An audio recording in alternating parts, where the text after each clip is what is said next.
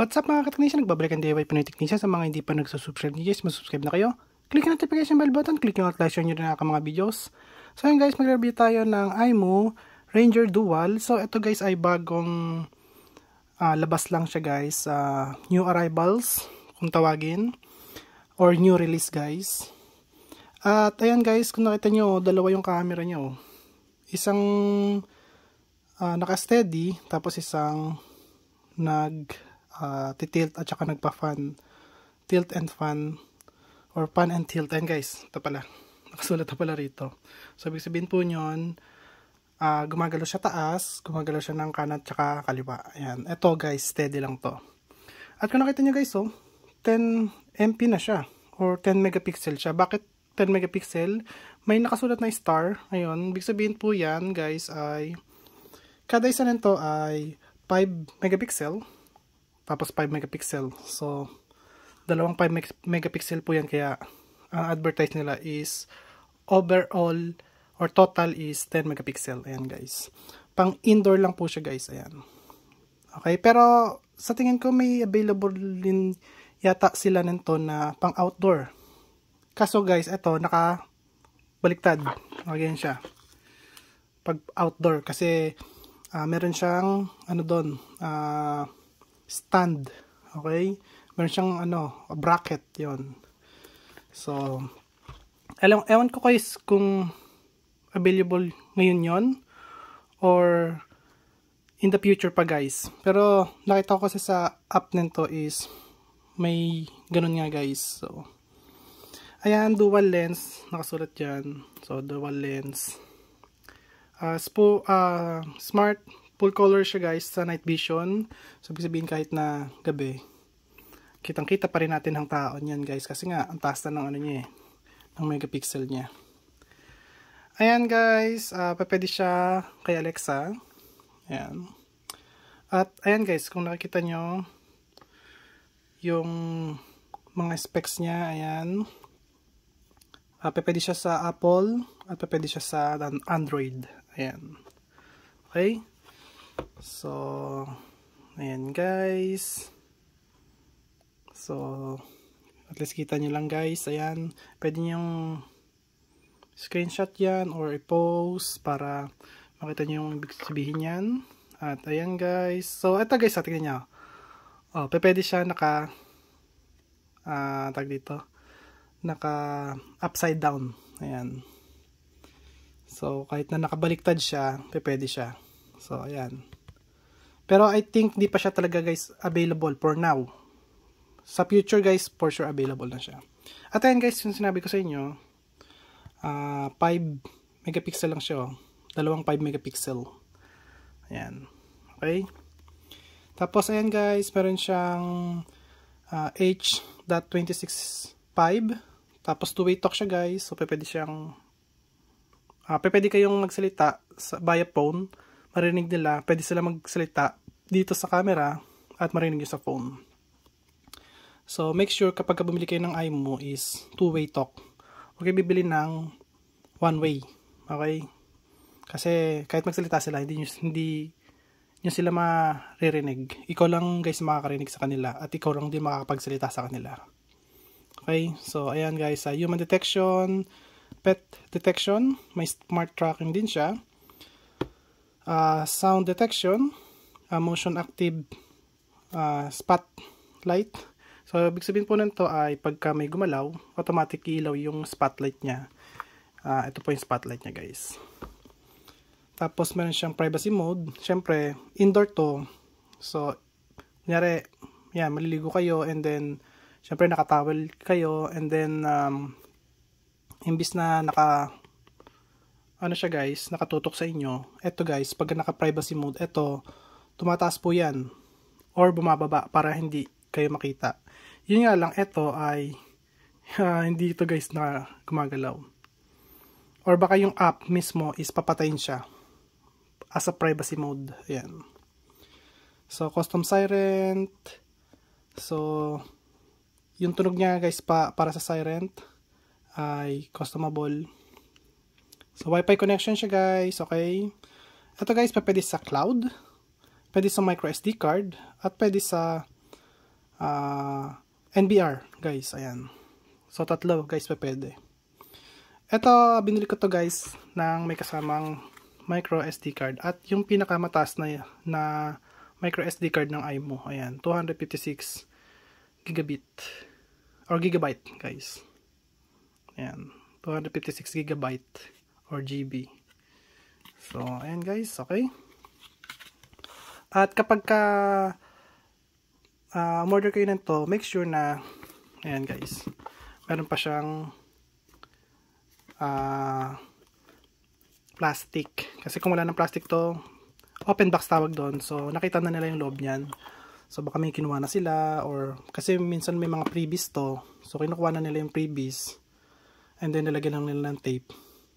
So hindi nyo alam na dapat sa inyo yung freebies. Okay? So mas maganda is nakaganito guys. So buksan na natin siya. Ano pa ba hinihintay natin?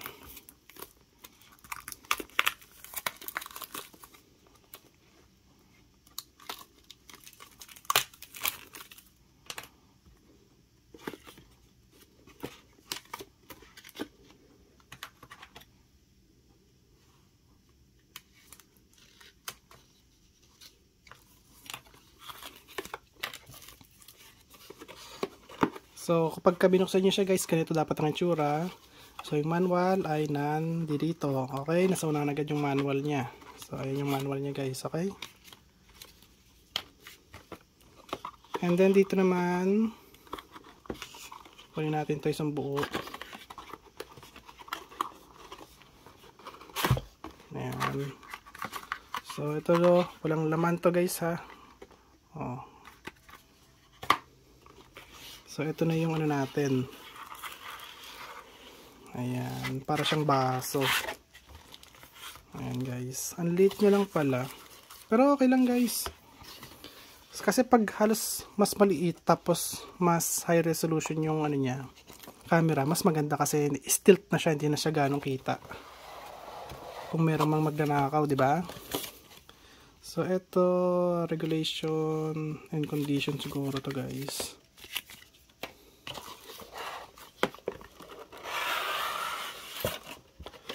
So, ayan guys, wala na laman. So, make sure dapat ganun ang salansan niya. Okay? Kasi pag hindi ganun ang salansan, nabuksan talaga yan guys. So, alisin muna natin itong mga to.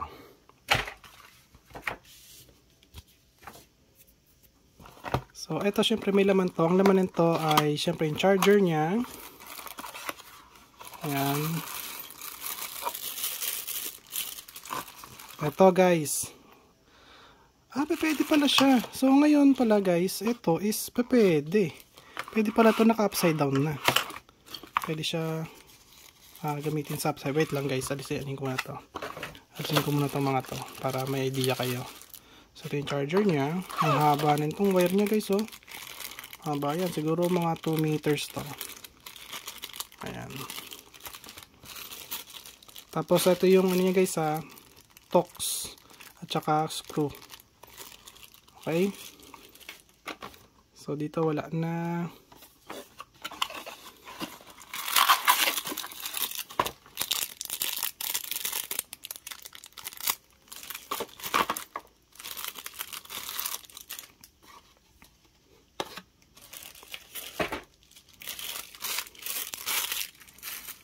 So, dito na tayo guys. Kasi natin to.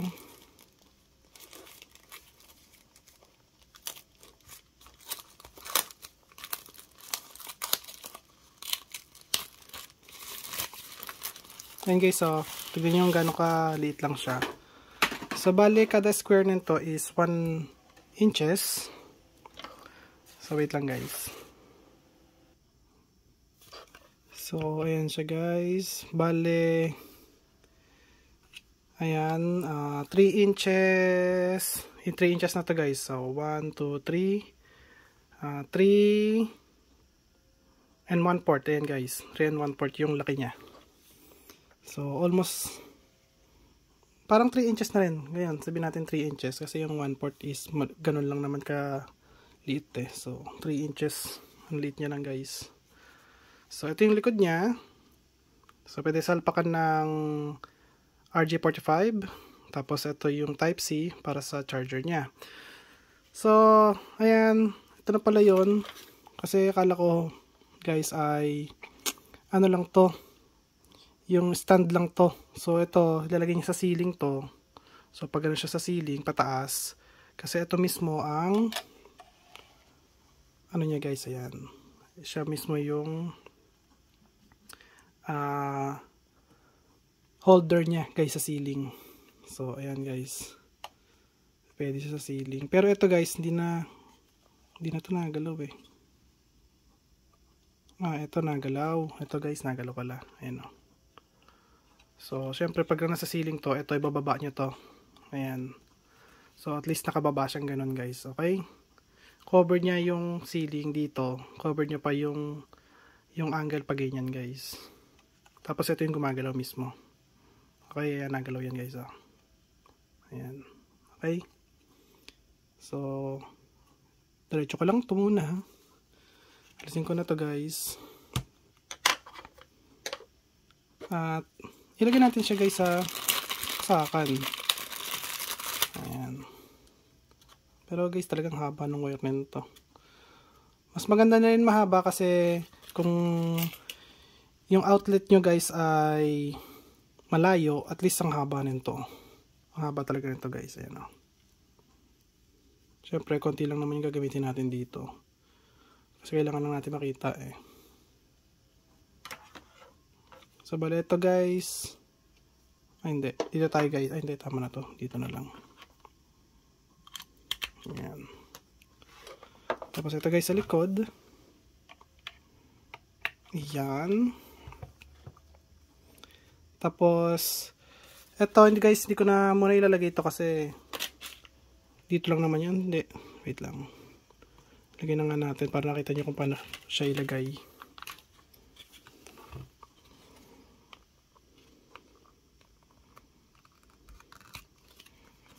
Iingatan nyo yung micro SD card na mabali, guys. Kahit na masira yung lalagyanan niya, basta hindi lang mabali yung SD card nyo. So, ang paglagay po ng SD card nito, guys, ayan, sinasabi niya naman dito, ayan o. So, ang paglagay niya is nakaganito. Okay, ay, ganito pala, guys, ayan. So, ayun yung itsura niya, ayan o. Yung dent niya, ito, nasa kanan. So, pag ganyan siya, guys. Ayan. Okay. And then, pagka naghang to or merong error, so, ito yung reset niya, guys, ha. So, ayan, isaksak na natin.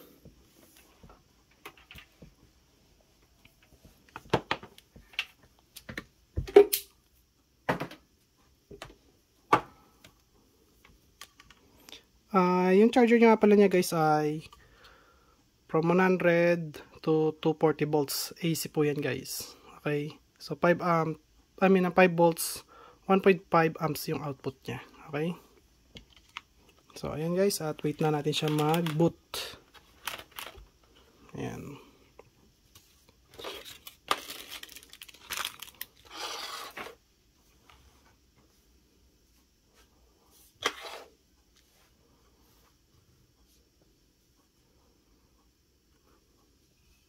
Ayan na, guys. Okay. Okay. Smooth na smooth. Ganda, guys. Smooth na smooth lang siya. So, ayan. At, yun lang, guys. Papakita ko sa inyo. Ano lang siya. Unbox. Ayan. Review para makita nyo lang kung ano yung specs niya. And then, kung paano siya i-set up as sa wire at saka sa micro SD card niya. So, hindi ko na, guys, papakita sa inyo syempre yung pag-setup nito sa NVR or pag-setup sa Wi-Fi kasi baka makita nyo yung IP address ko. So, doon ako na-hack dati sa IP address. So, mahirap na, guys. So, hindi ko na ulitin yung ganun. Okay? So, ayan, guys. At Ano pa ba? Dapat kasama nito guys yung tag dito, yung isang camera na ang pangalan niya naman guys ay syempre sa iMo pa rin. Ang model number niya naman ay Rev BT na 5 megapixel. So anong nangyari guys, kinancel. Binalik yung yung ganitong camera. Hindi ganito itsura. Ang gagawin ko guys ay bibilin ko ulit 'yon, pero yung nabili ko kasi guys ay hindi pro version. So ngayon, ang bibili natin is yung pro version para makita nyo yung itsura. So pwede nyo i-search siya, iMo Rev, or spell nyo siya ng REV or Victory guys, REV, ayan. Tapos VT, ano ba yun? Tama ba? Rev, or hindi, sorry guys. iMo Rex VT Pro. Ayan. Yung 5 megapixel. So, yun yung bibilin ko guys. Para alam nyo yung susunod na video natin tungkol sa iMo. Ayan guys. Magandang iMo. Kaya, recommended ko guys sa inyo to. Okay? So, ayan. Kung nagustuhan yung video ko, huwag kalimutan mag-like, share, subscribe. Click yung notification bell button. Click nyo all guys. Bye! Peace!